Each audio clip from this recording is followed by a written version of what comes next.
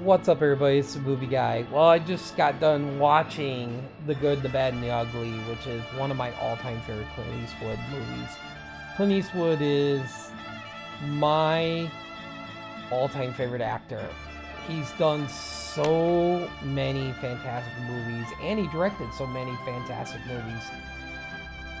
Growing up in the 80s, it was always Clint Eastwood movies, and this trilogy with Fistful of Dollars for a Few Dollars More and The Good, Bad, and Ugly is one of the greatest trilogies besides my love of Star Wars and Lord of the Rings. And Sergio Leone, just a mastermind behind the camera. The close up of the shots of the faces.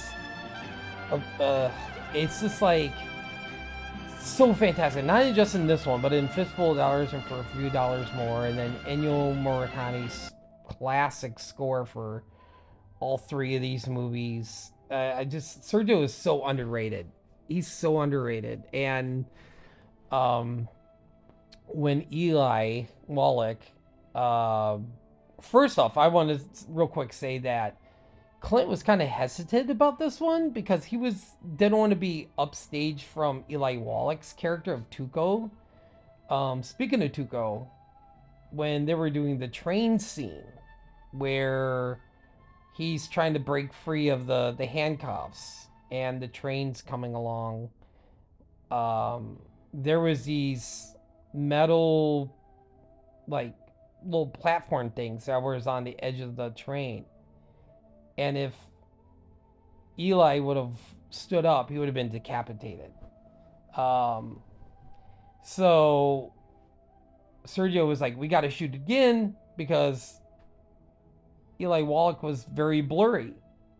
So Eli was like, well, I'm not shooting it again. But he's like, unless I dig a hole and I'm in it when the train comes by so I can duck under. And I guess when the train came by, they were just like, we didn't even get to see him. He was buried in this hole. And Eli was like, I am not filming this for a third time. So they end up with the first shot. So, uh, also, when Sergio would get so mad, it would lose his temper, something that happened or whatever, like, Clint Eastwood would call Sergio, well, I don't think to his face, but, he was like Yosemite Sam. He called him like he was like Yosemite Sam losing his temper.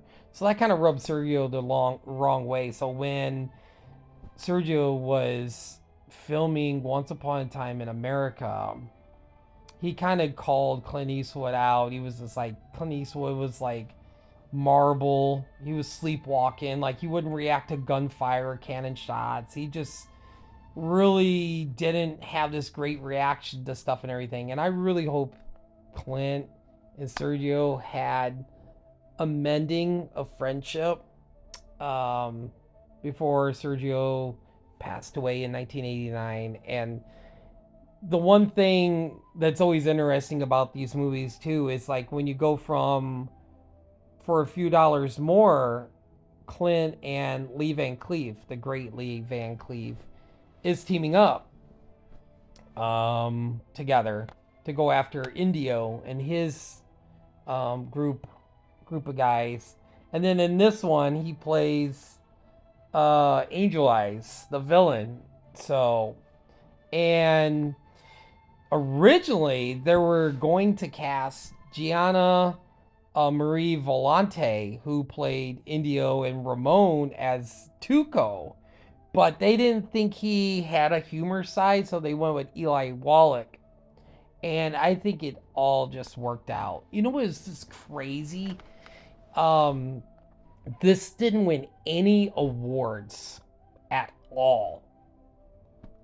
And then a lot of people call this, film fans and other actors who really love this movie call this like one of the biggest snubs at the Oscars, that it did not win. And you didn't even win for best score. I think the only award it got was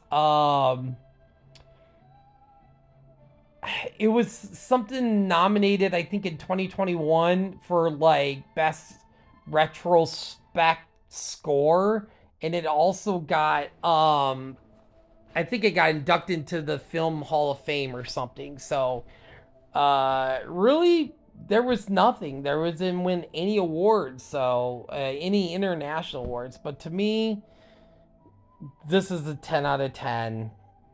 Epic, fantastic. All three of these movies. I think all three of these movies are perfect. It is a very underrated trilogy. And it's, Deadpool talks about my co-host of Movie Dads talks about his movies that shouldn't be remade. These definitely should not be remade. There was that one movie with Bruce Willis that was kind of it followed almost the same story as Fistful of Dollars, where he plays the gangsters, and it had like the two sides of gangsters living in the town and stuff and everything. So that was kind of almost like a remake or not a remake. Last Man Standing. That was the name of the movie. So that was it felt like more like an homage, but it was like almost like I said, almost like a remake, but not a remake. But anyway, The Last Man Standing is a fantastic movie anyway, by the way. But anyway, I always love coming back to these movies at least once a year. I like watching them. It's like my traditional Lord of the Rings watch in December, but I mean, every time I hear the beer commercial, and it has the score um, from The Good, Bad, and the Ugly, it gets me in the mood. Like, oh my gosh, I know I heard it tonight, and I'm like, oh my god, I'm gonna watch Good, the Bad, and the Ugly anyway, regardless if I saw the commercial or not. So, I'm trying to think if there was any really cool things like that was said in the special features. Oh, like the poncho that Clint Eastwood would wear, like the green coat thing. I forget what they're called, but he ended up giving that to a friend after he filmed it, and his friend had it displayed in his restaurant. So, but anyway, I could go on and talk hours about this movie. It's just fantastic. The last shot of them all standing there looking at each other, the last duel gunfight is one of my favorite scenes of this movie, but there's so many great scenes in this movie. So anyway, it's The Movie Guy. Have a great night, everybody.